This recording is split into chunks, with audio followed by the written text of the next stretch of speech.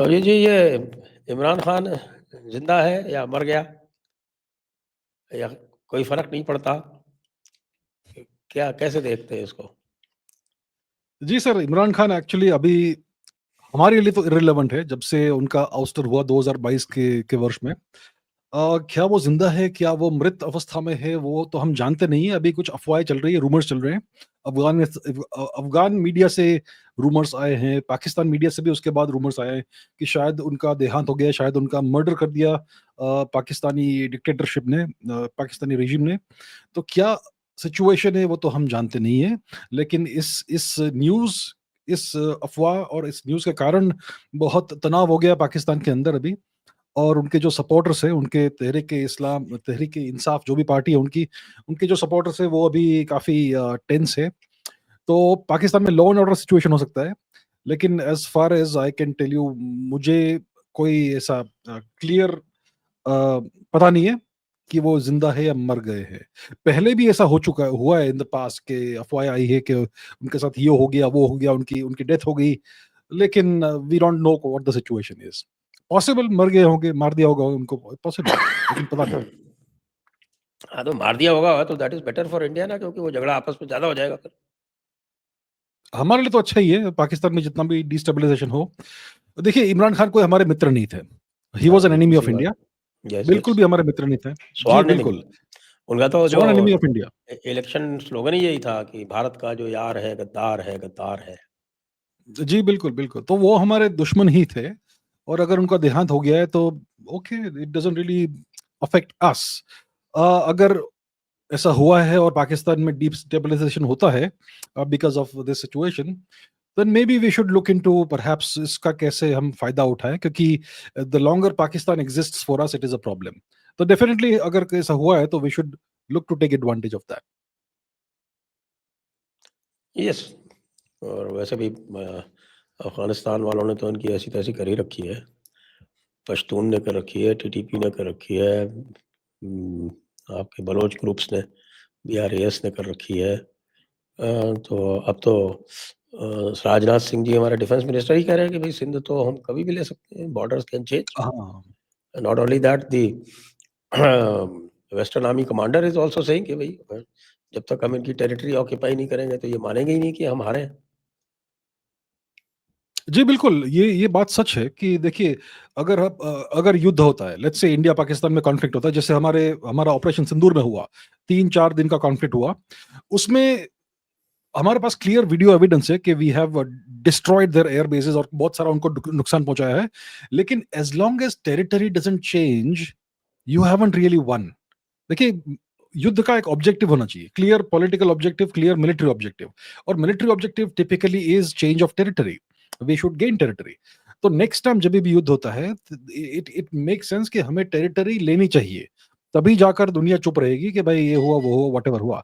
सो अगर बातें ऐसी हो रही है इस समय, मैंने भी देखा वो न्यूज में कि राजनाथ सिंह जी ने कहा कि Sindh is our territory actually, of course it is our territory. और आर्मी से भी ऐसे स्टेटमेंट्स आ रहे हैं। तो ये आसार अच्छे दिख रहे हैं मुझे।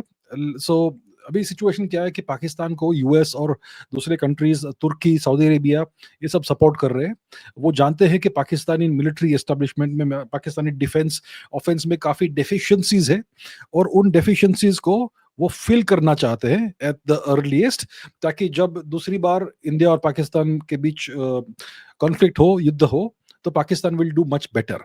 सो the longer we wait for a war, the better it's going to be for Pakistan.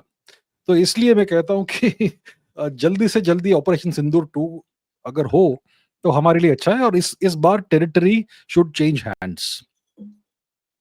Yes, territory should change hands, Indian navy should get involve, बहुत सारी चीजें बच जी, गई 1.0 में। जी, हालांकि जी, बिल्कुल।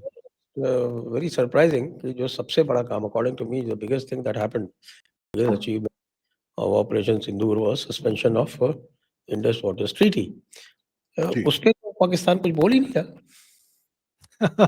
हाँ, वो तो अभी भूल ऑलमोस्ट भूल गए सब कि इतना बड़ा हमने स्टेप लिया है, जो 1960s से चला आ रहा है। ये the world's most unequal treaty, Indus waters treaty, उसको हमने फाइनली अब्रोगेट किया है। हमने उसको फाइनली कहा है कि हम इसको इसको हम we will no longer implement this. और उसका डेफिनेटली कुछ इफेक्ट हो रहा होगा पाकिस्तान में। इनिशियली जब हमने ये अनाउंसमेंट किया था उसके बाद सोशल मीडिया में पाकिस्तान से काफी सारे न्यूज़ रिपोर्ट्स आ रहे थे और वीडियोज़ आ रहे थे कि कितने हद तक पाकिस्तान में इसका इफेक्ट हो रहा है। ऑलरेडी जो नदियाँ बंद हो रही है, आई मीन द पानी का फ्लो बंद हो रहा था एटसेट्रा। तो ये definitely it would have become verse now for Pakistan. और ईयर बाय ईयर अगर हम वेट देखेंगे इन the future, it's going to have more and more of a bad effect on Pakistan agriculture etc.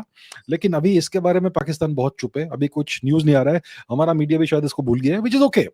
So ये जो ये जो इंडस वाटर ट्रीटी को हमने अब्रोगेट किया है, it is going to have the effect of slowly squeezing Pakistan. Compounding effect होने वाला है इसका, and it's going to create more and more problems for Pakistan internally, which hopefully sooner or later leads to the breakup of Pakistan, which is very necessary. तो Indus water treaty जो इतना बड़ा हमने step लिया है उसको शायद हम इस समय भूल गए, but it's a very important step in our Pakistan policy going forward. Yes, और उसके जो टोटल इफेक्ट जो है वो अभी हमको दिखाई पड़ेंगे ना, जबकि विंटर्स आएगी और इनकी जो विंटर क्रॉप्स, स्पेशली जो सबसे इम्पोर्टेंट क्रॉप है व्हीट क्रॉप, उसका टाइम आएगा तब उसका रियल इम्पैक्ट पता चलेगा। वैसे भी 24 to 25 उनका जो फूड प्रोडक्शन था, इट रिड्यूस्ड बाय 11%, और ज़्यादा है। वैसे भी भुखमरी तो होनी है। और वैसे भूखा नंगा पाकिस्तान, उससे क्या फ़र्क पड़ता है, क्योंकि अल्टीमेटली मिलिट्री को तो जितने रिसोर्सेज़ चाहिए उतने मिल ही जाते हैं। मिल जाते हैं जी। जी हाँ, Pakistani military is a parasitical organism, और पाकिस्तानी पब्लिक जितने भी बुरी परिस्थिति में होगा उससे मिलिट्री को कुछ फर्क नहीं पड़ता है।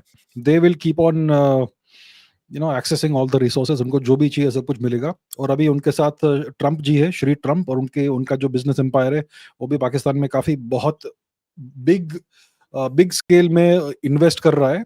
So Pakistani military will be taken care of, उनकी जेबें भरी जाएगी। They will sell off Pakistan piece by piece, Pakistan के रिसोर्सेज बेच देंगे ट्रम्प ट्रम्प और उनके फैमिली को, और उसके बदले में उनको प्रेफरेंशियल ट्रीटमेंट मिलेगा, उनको जो भी चाहिए to keep on surviving against India वो सब मिलेगा। तो that's the situation we are in. Eventually कुछ हुआ पाकिस्तान को तो वो भाग जाएंगे, they will go and settle down in the west. उनके फैमिलीज तो ऑलरेडी वहां पर है, उनके सारे बैंक अकाउंट्स वेस्ट में है, यूएस में होंगे, लंदन में होंगे, कहीं और होंगे। So they will be taken care of. तो ये सिचुएशन है, and who loses at the end of the day, the Pakistani citizen. So जल्दी से जल्दी अगर पाकिस्तान का ब्रेकअप हो जाए, it will be better for us to we need to, जैसे पुतिन जी ने स्पेशल मिलिट्री ऑपरेशन किया है, उसके कुछ ऑब्जेक्टिव्स है, demilitarisation of Ukraine, denazification of Ukraine, Ukraine should never become member of NATO. वैसे हमारे भी कुछ क्लियर कट ऐसे ऐसे कंडीशंस होने चाहिए which needs to be met in the future for Pakistan. The demilitarisation of Pakistan, the denuclearisation of Pakistan, the deradicalisation of Pakistan etcetera. So ये सब हमारे मीडियम टर्म ऑब्जेक्टिव होने चाहिए, not long term, medium term. We cannot afford breakup to of wait 10 Pakistan 20 years for भी this। एक objective होना चाहिए। बिल्कुल बिल्कुल, it should be medium term not long term. अभी शॉर्ट टर्म या मीडियम टर्म ऑब्जेक्टिव होना चाहिए।